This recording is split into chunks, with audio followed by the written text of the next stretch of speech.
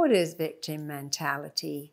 How can you identify and how can you break free of it? Do you feel like external circumstances are controlling your life? Do you feel that you constantly have bad luck or that bad things happen to you? If so, I want you to keep watching to find out what victim mentality is, what it really is, and how you can be free of it.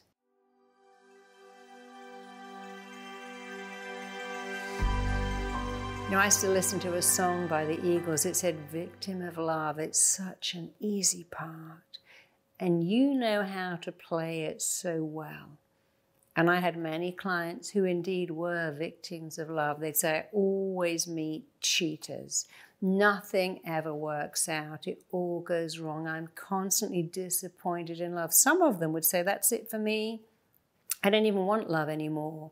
It hurts." It's like that song, "Love hurts, love wounds," but it doesn't have to. Love can be the most amazing thing in the world. But if you have a belief that you are a victim of love, that other people hurt you, let you down, disappoint you, and there's nothing you can do about it, that is so disempowering. One of my clients said to me once, completely seriously, "My boyfriend will not let me out. He won't take me out and he won't let me out, whereas he's on the other side of the world." How does he do that? Well, he tells me I can't go out until he comes home. Then when he comes home, he's too tired to take me out. But he wasn't trapping her.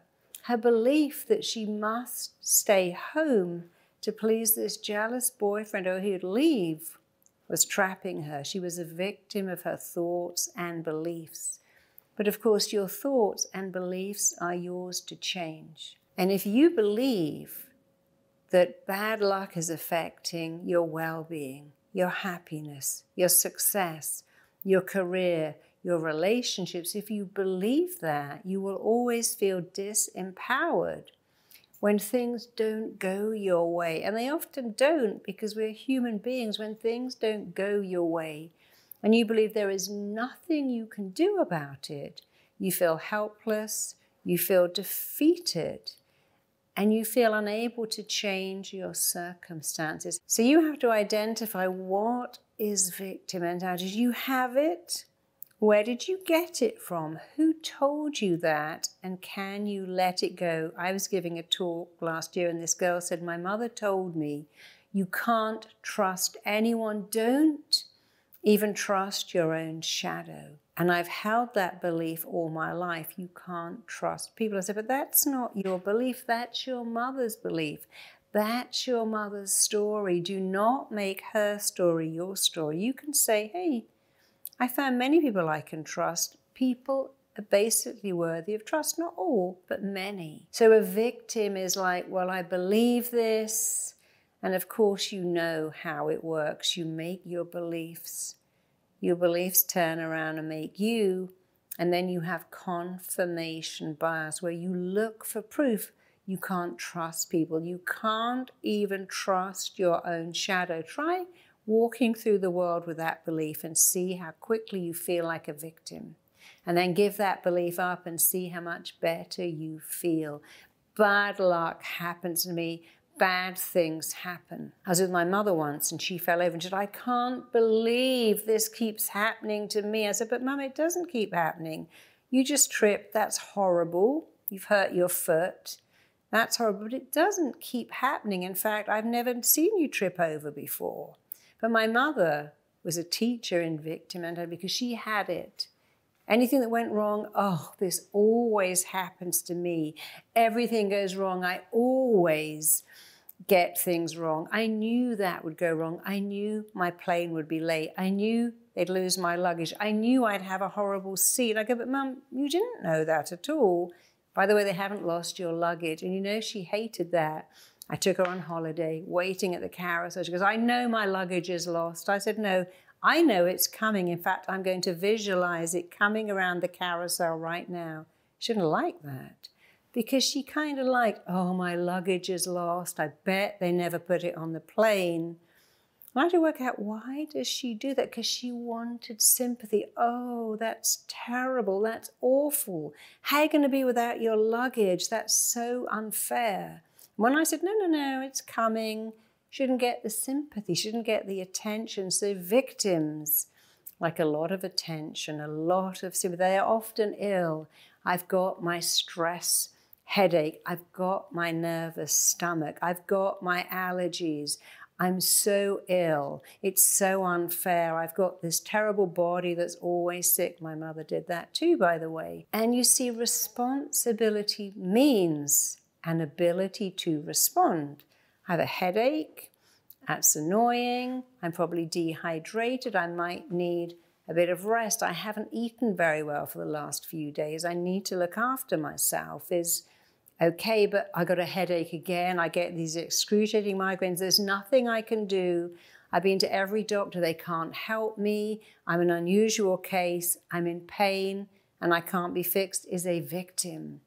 And you get to choose, be a victim or be a victor. Be response-able. Have an ability to respond to your situation. The car got broken into again. Something broke again. But if this is happening over and over again, maybe you're not being careful about locking doors. One of my friends said, I was driving along in a car with my hand out the window and someone stole my Rolex. That was a terrible thing. She had no insurance. Have you got insurance? No, I never insured it. Well, that's crazy. Get insurance. If you can afford a Rolex, you can afford insurance. And then her house got flooded. Have you got insurance? No, I never took out insurance.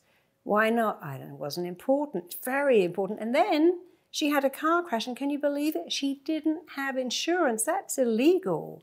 I'm like, how can you walk through the world with no insurance? Your watch has been stolen, your house has been flooded, you had a car crash. That's not being a victim, that's being irresponsible. Be response-able, have an ability to respond.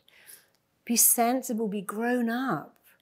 And then these bad things won't happen. Because if it happened once, it is not your fault your Rolex got taken off your wrist, but it is your fault that you didn't then get insurance and didn't get insurance again. That's absolutely your fault. It's not your fault if someone hurt you in a relationship, physically or emotionally, but it is your fault if you stay there or find someone else that hurts you again. You have to take responsibility. Get out. Get away from people that do not care about your feelings. When they say things, you think, that's a little weird. I remember many years ago being on holiday with someone I was dating. I was buying gifts for my daughter. Our daughters were both 11 years old. He said, I don't buy anything for my daughter. I just pay her school fees. I thought, what? I said, let's buy some. No, I only pay for school fees. That's it. And I thought, you're not a nice person. I'm breaking up with you so fast because how can you not buy a little gift for an 11-year-old child? You're her father. You should know better. But he showed me he was a mean, selfish person. Now I have a choice. Shall I continue? Oh, well, he's so cute and we have fun and he's very good looking. Shall I ignore the red light? No. I have to be responsible. If this person is showing me that they are so mean, by the way, a very wealthy person, they're showing me that I'm not going to be happy with this person. Meanness when you have money is so unattractive. My responsibility is he showed me a very unpleasant character trait that I knew would get in the way of me liking him. So I stopped being with him. And I'm so glad I did that, because one of the things that I insist on in a relationship is kindness. Kindness is so underrated. Someone kind, caring, and nice will keep you happy. A six-pack and a mean person, that's not going to keep you happy. Be responsible. And when you have a setback, think, well, is this the end of the world? Can I learn something? It's a delay to finding what I want. It's not a denial. It's simply a delay. And here's another thing victims do. They are huge blamers. That wasn't my fault. I didn't know that. I couldn't help it. It all went wrong. Yes, I gave someone my credit card and then I got really upset because they bought stuff. I allowed my kid to borrow the car and they crashed it. I told my kid they could have a party. They trashed the house. It's not my fault. So victims are huge blamers, and they also publicize their problems. They do the woe is me. There's nothing wrong for asking for help. It's good to say, hey, could you help me? I really need some help here. But victims play the helpless mode. I can't do this. I'm unable to do that. I had a friend who was a victim. She came to my house one day and she said, oh, my heating's been switched off. Why is that? I didn't pay the bill. How can you not pay the bill? You're 37 years old. Oh, I don't know. I forgot. And now I don't have any hot water. I have a bath. Sure. I'm in the middle of a client session. She came in, she goes, I can't get the hot water out. I'm like, what do you mean? She said, well, you know, your taps have got French on them. It doesn't say H and C. It says C and F. I don't know which one is hot and cold. Well, why don't you just try running one for a while? I don't know which one to do. I'm like, wow. It's interrupted my session because she doesn't know how to get the hot water out of the hot tap. And she would always say, I can't find a boyfriend. I'm like, but you are acting like a child. You're 37, very beautiful. And you can find a man who loves a woman of 37, but you talk like a little baby. Oh, I don't know how to get the water out of the tap. It's not attractive. But she thought it was. And I said, well, you know, if you want to be a little baby, and sadly you're going to find guys that want a little baby, and nobody wants to date a guy who's attracted to a little baby. Maybe when you were 18 or 17 or 20, that was cute, but you're 37. That's a classic victim. And she made me think of that song. Victim of love, such an easy part. You know how to play it so well, but there's the opposite. I'm a strong, independent woman. I know how to play that part so well. And here's a better song, Miss Independence. That's why I love her. So neediness is not attractive. Being a victim is not attractive. Acting like you are helpless is not attractive. By all means say, hey, I can't work out this computer. I have no idea how to get my heating going. I really can't understand what's wrong with my car. Could you help me? But saying, I don't know how to turn on a tap. I can't be on my own. One of my clients said, you know, my husband travels. I move in with my mother who's 84. I can't be alone. And I'm like, but what is your mother of 84 going to do? If someone breaks into the house, she can't protect you. You're going to have to protect her. It's a belief. I can't be in the house alone. I can't drive a car. I can't be by myself. I need you to help me. You have to take a deep breath and kind of help yourself. When my husband leaves town, I have a little burglar alarm that I practically never use, but I hang it on my bedside dresser drawer so that I can ping it at a minute's notice and my whole alarm will go off. I've never had to, but I don't go, oh, you can't leave me. I can't be in this big house alone. What if someone breaks in? I lock the door at night. I put on the alarm, which I don't do when he's there. And I keep this little sensor by my bed so I can just click it if I think something's going on. But I don't go, oh, someone's going to have to stay with me. I can't be alone. We got to be real in the world. Don't over-dramatize your problems. Don't enlarge what's going on. Ask for help. That's fine. People love helping. But don't be the person who always needs help, who always needs people to sort them out, who's always in a mess. When you let people do everything for you, you become helpless. I know that. I have a lovely PA that does so much for me. Occasionally think, oh my God, I can't even open this document now. Where's Sophia? But I'm making myself helpless by over-depending on someone. And I have to say, hey, could you show me how to do this, not do it for me? Because it's very easy to be helpless. If my husband does everything, if he always drives the car, I'm like, I've forgotten to drive the car. I haven't driven a car for 5 years. He always drives. Now I can't drive. You see how easy it is to be helpless? Don't be helpless. Be smart, because it's really attractive to other people. And the other thing about being a victim, maybe the worst thing, is you feel powerless and not in control. And that's not a good place. Being a victim is like being really ill. I can't do anything. I'm helpless. Someone's going to come and take care of me and feed me and look after me. I've been ill a few times, and I couldn't wait in each situation to go home. I don't want to be in a hospital being spoon-fed.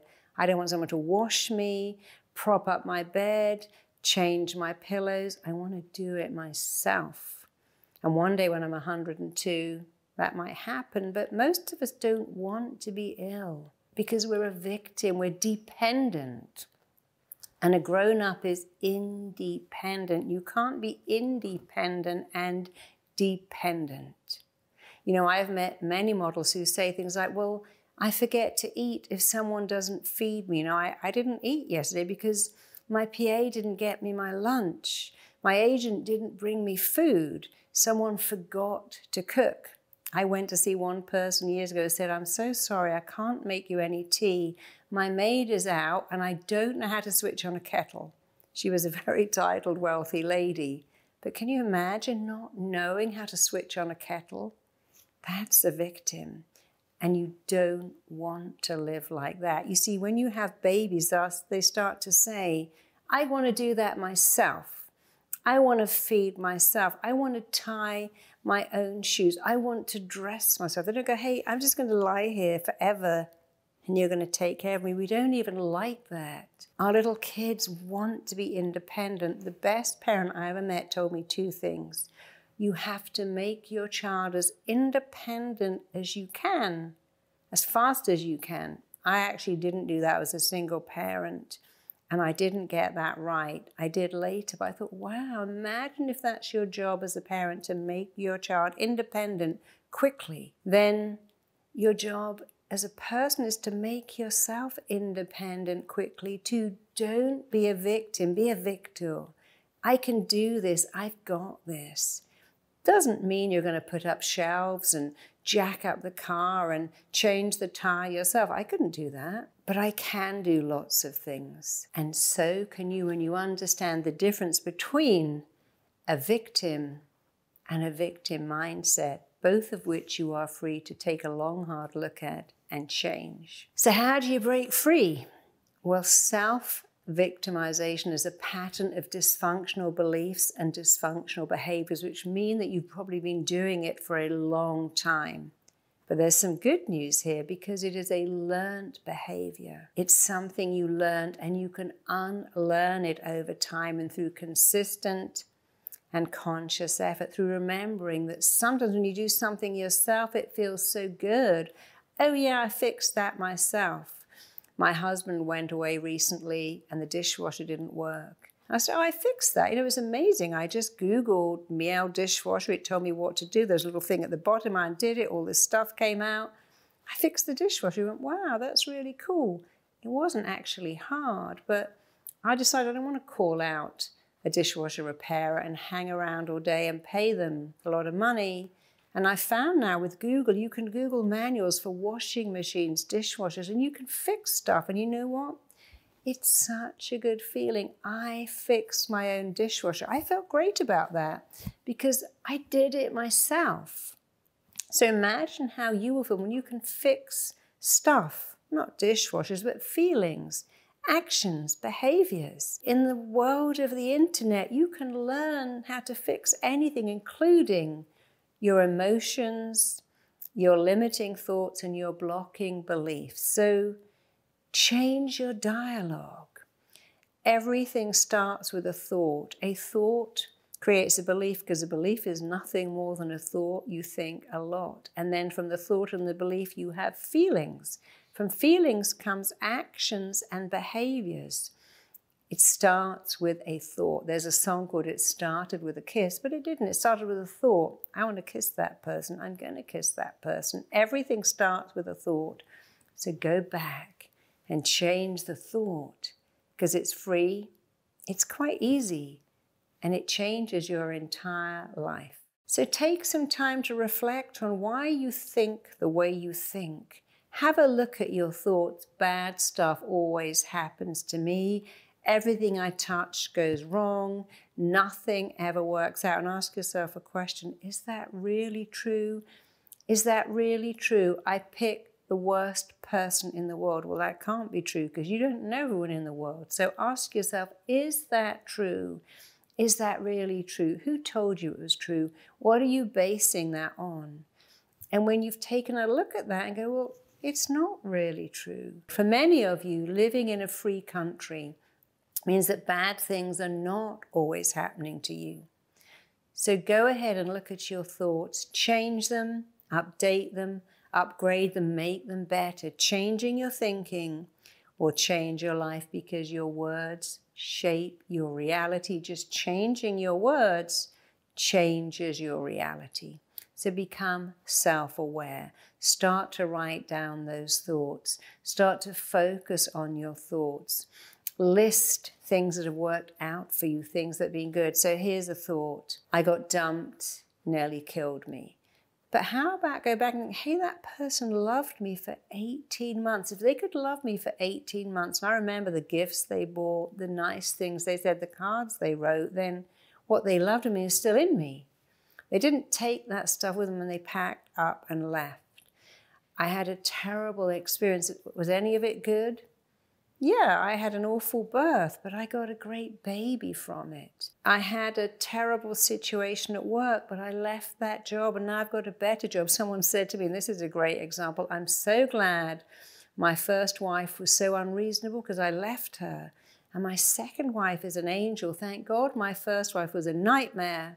I never would have got my second wife, who is just heaven on a plate. That's a very good way of reframing, don't you think? And you get the choice to do that every day. Someone said to me, my dogs are ruining my life. I can't travel. Well, you know, that comes with the territory when you have pets. Either find someone to look after them, you got to pay for daycare, but give them away. If they ruin your life that much, let them go to someone who doesn't resent them. I have pets. I have to constantly find someone to care for them. And I think occasionally, should never have got these pets, but I love them so much. I'm lucky I can throw money at it. That doesn't make it okay, but I wish I'd never had these kids. They're ruining my life. Look at the joy they bring you. Being a homeowner is a nightmare. Something always goes wrong, and I got to pay. Tell that to someone who's renting. Your problem is someone else's fantasy dream come true. I hate the commute to work. You have a car, you have a job. That's someone else's fantasy. The line in this store is making me crazy. Well, go somewhere where they don't have stores with anything you can buy because you're in a country with such poverty. I did that when I was in Zimbabwe. I was helping out at an orphanage and I went to buy these little kids candy. They didn't even have any candy. We didn't have any of that. I managed to buy them oranges and that was it. And even that was a stretch. They didn't have many. And I thought, then I will never again stand in a store and go, oh, this line is horrible. Because that is someone else's fantasy. Having money to buy food and having food. And I remember years ago, I had a nanny from Croatia come to stay with me. In fact, it was when the war was going on and all these girls had to get out of the country. And she was my nanny, and I took her to a store, and she burst into tears and went, oh my God, look at all this food. I need to send packets of soups home to my parents. She was so lucky. I thought, oh, never again, never will I stand in the store and go, oh my God, the line, and it's taking hours, and I got to do all this shopping. So take a moment when you're a victim. You moan about your kids, your partner, your house, the grocery. You've got to cook all the time. Your pets are getting hair all over the carpet. People let you down. Someone will change for you in a nanosecond. Your victim mentality is their dream come true life. Your kid keeps you up all night. They've just had the 7th round of IVF. Your partner doesn't shut the peanut butter jars and it falls on the floor. Mine does that, by the way. But somebody would love a partner that did that. Your kid leaves smeary hands on the fridge. They'd love your problem. So start a journal. Take a look at the language you're using. What are you describing? There is no hell in Ralph's supermarket. Hell is not having any money to go to a food store and buy food. So be more real. Observe what you're doing. And if you feel overwhelmed, then take a look at your situation again and decide what's good about this, what's great about it. You might think nothing.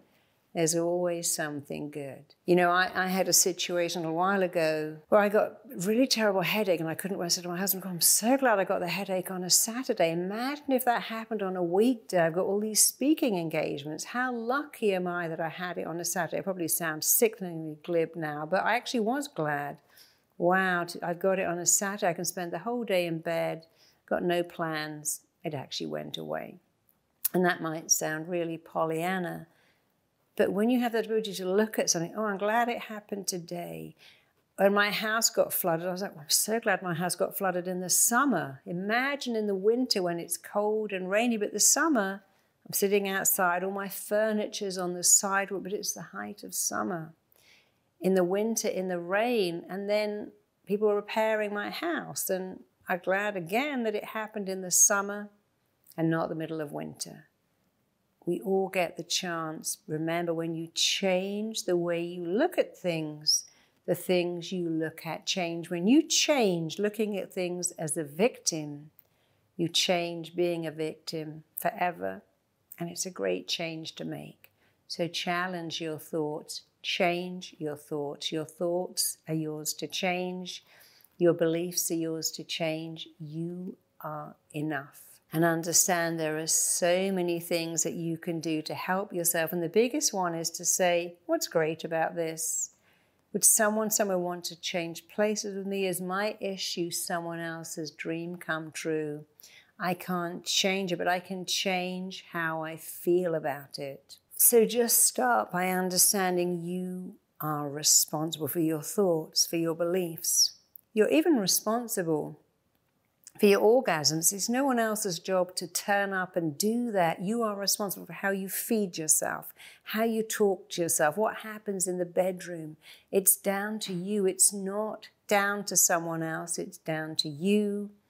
And when you take responsibility, your life becomes actually amazing and extraordinary. And it's never too late to do that. Be a problem solver.